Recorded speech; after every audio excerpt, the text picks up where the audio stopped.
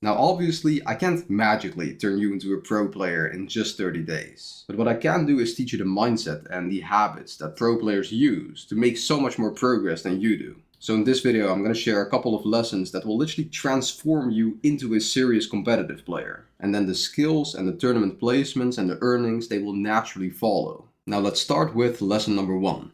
Boredom.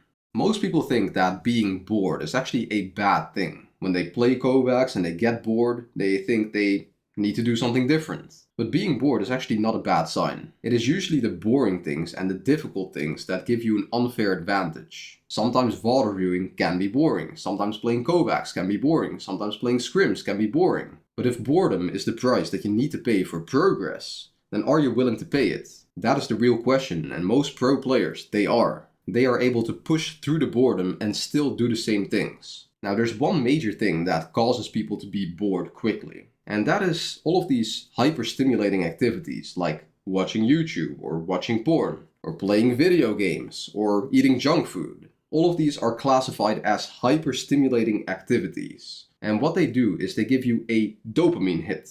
Dopamine is a hormone that basically regulates your motivation, and so you will have insane levels of motivation to play video games, to watch porn, to eat a hamburger from McDonald's, because they are so stimulating and you just want to do it again and again and again. But what happens is if you engage in these hyper-stimulating activities, then other things in your life that don't give you the same level of dopamine, they will seem boring in comparison. So playing Kovacs might seem boring compared to watching a YouTube video or watching TikTok videos. So if you want to have healthy levels of motivation, it is pretty important for you to reduce the amount of hyper-stimulating activities that you do. Now sometimes being bored is actually a good indication that you're doing the wrong thing when it comes to the difficulty of the practice. For example, if you play reload ranked and you win every single game with 20 bombs, 30 bombs, 40 bombs, eventually it becomes boring because you notice, okay, it is too easy. All of these players are so bad at the game. The same thing goes for if you play the same creative maps or the same friends in creative.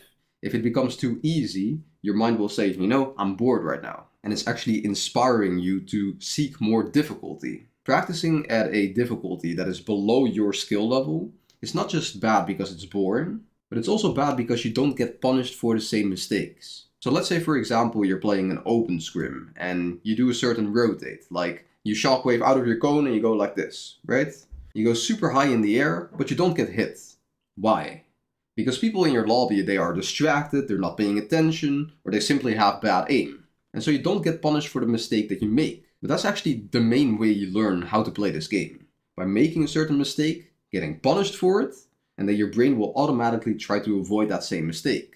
If you don't get punished for your mistakes because the difficulty of your practice is too low, and the opponents that you're facing are just too bad at the game, then you will quickly start to develop bad habits. If you keep doing left-hand peaks, but you don't get punished because you're playing against the worst players, then you're gonna keep doing left-hand peaks. And then when you finally face a pro player or you face a very good player, he will punish you for that mistake. And so you'd rather increase the difficulty of practice before the tournament, so when it comes to the tournament, you're prepared. And you're not gonna find out the mistakes at that moment. In the tournament, you'd rather be prepared, already having developed the right habits, and so you're not making stupid little mistakes, like making left-hand peaks, like rotating like this with the shockwave. That is another reason why you don't play reload ranked, because everyone in reload ranked is just bad at the game. Sure, you will have high reps of practice, so you will have more encounters, more fights in one game. But if all of those encounters are teaching you the bad habits, you'd rather not have those reps. So playing tokens, playing in high-level Discord servers, those are the two suggestions that I have for you. And after watching this video, that's something you need to change. Now I've already talked a little bit about habits, but this is actually a very important topic. And I'm not just going to talk about habits like exercise and sleeping well, that kind of stuff. That is massively important as well. However, there are also in-game habits. Fortnite Competitive is just one big collection of habits, not gonna lie. Like literally all of your muscle memory is just habits. All of the certain rotates that you do are habits. It's all because your brain just learned, okay, this is the right thing to do. If I press this button, I'll get punished. If I press that button, I will, survive. Now, a lot of times people have developed like super bad habits and they're not even aware of it. You might have a habit of not switching your materials on the rotates. And so you'll use metal on the rotate and then, it's kind of a waste because you would rather save your hard mats for when you box up, for example, and you switch the wood on the rotate. That is like one small habit that you need to implement. And one player will have a good habit and one player will have the bad habit.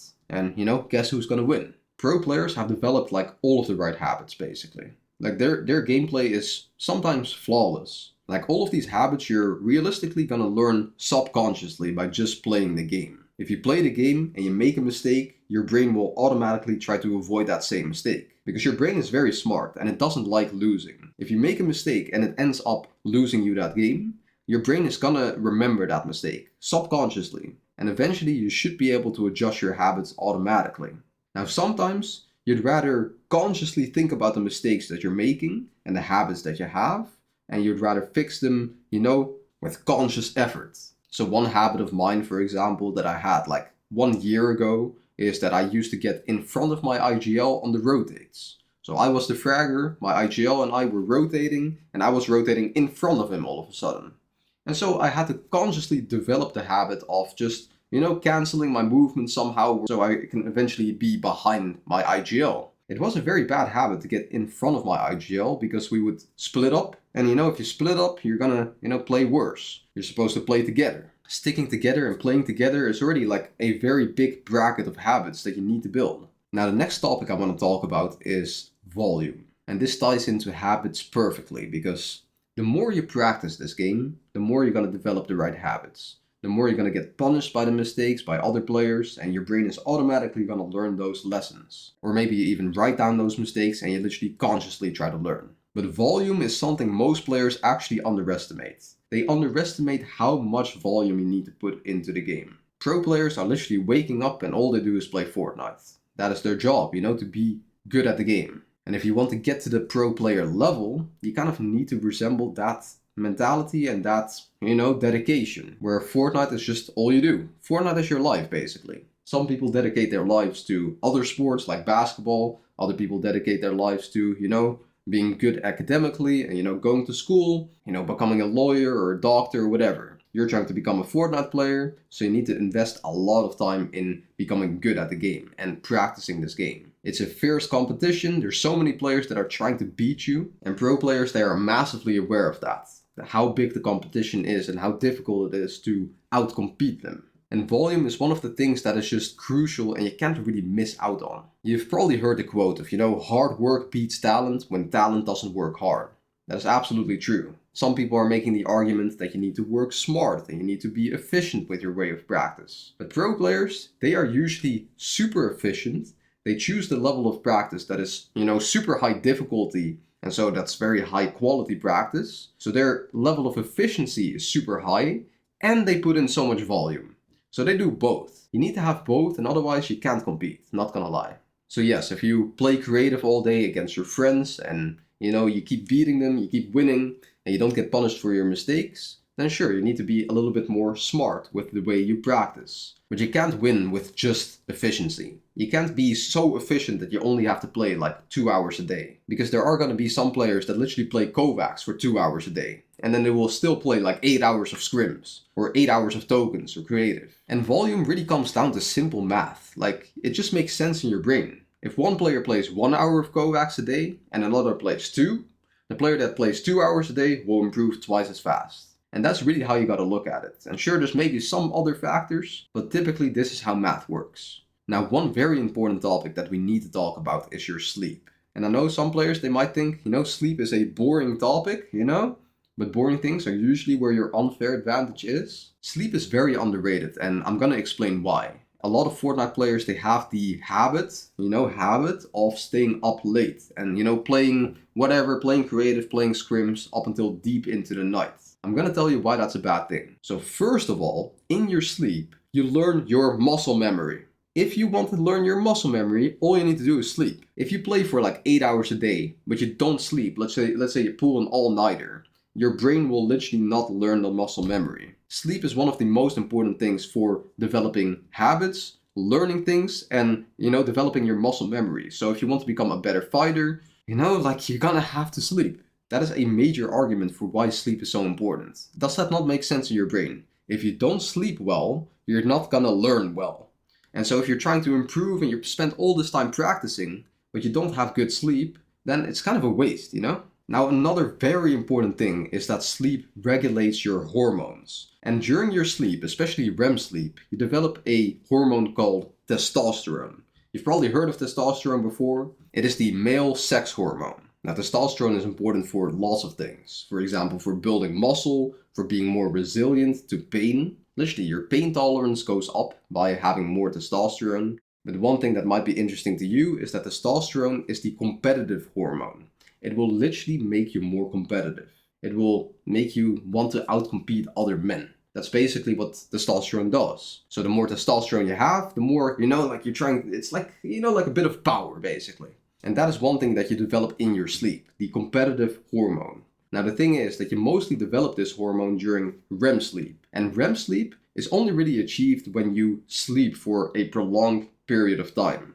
If you sleep very well, then you're gonna have a lot of REM sleep. If you have poor sleep quality, you're not gonna have as much REM sleep. And REM sleep is basically the period where you're about to wake up. So sometimes you're gonna have dreams in those moments. You're half awake, maybe you have like a little bit of a dream. If you don't have any dreams, for example, it's a pretty bad indication that you're not having so much REM sleep.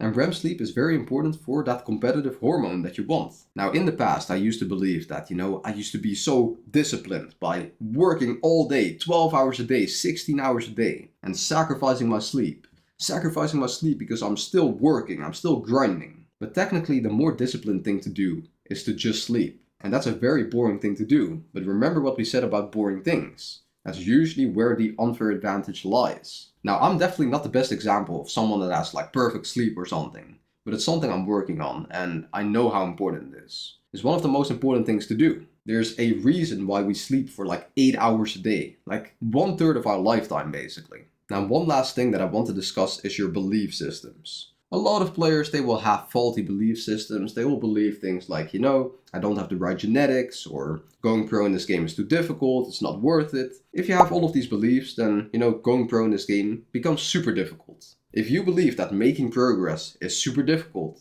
then it will be difficult. If you think it's easy, it's gonna be much easier. Our brain typically fights for the beliefs that we have. So if you believe that you are about to become a pro player and that you're actually going pro in this game, your brain is going to fight to make that happen. But if deep down you believe that, you're just going to fail because you failed in all these other things as well, then perhaps, your brain is going to work towards that outcome. Your brain fights for what it believes in. Now, there are ways to literally change your beliefs and choose your beliefs. And I've already made a very good video explaining that. So perhaps I can, pop it up on the screen somewhere and you can click on that video next. If you want me to make more videos like this, then comment the word mindset below this video, so I know if you guys appreciate it. Now keep grinding, boys, and I'll catch you in the next one. Peace.